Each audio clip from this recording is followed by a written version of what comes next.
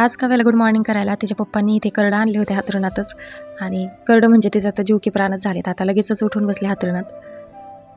ती करडांबरोबर खेळत होती आणि इथे मी किचनमध्ये आले तर बघते तर काय की ते एक उंदीर चिटकला होता.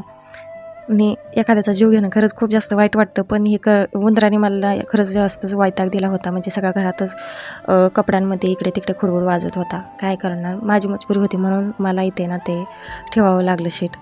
असो, आता वाईट तर वाटतंय खूप की आपल्यासाठी आपण एखाद्याचा जीव घेतला. मग ती उंदीर असो नाही तर काही असो, जीव तो जीव असतो.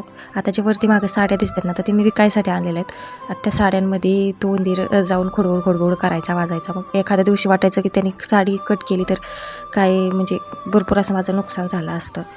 सो हे मला करावंच लागलं. आता इथे स्किन केअर करून घेतलं तरी या दोघांचं इथे करडाबरोबर खेळायचं बोलायचं चालू होतं. आज शनिवार आहे, स्वयंपाकाला तर सुट्टी आहे. खिचडी केली आणि ते आमच्या दोघींसाठी डोसे करून घेतले.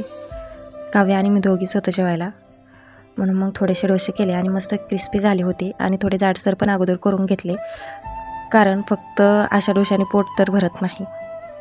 आहोला खिचडी दिली आणि त्यांना म्हणलं खिचडी कशी झाली आहे ते लाईक करून नक्की सांगा मला.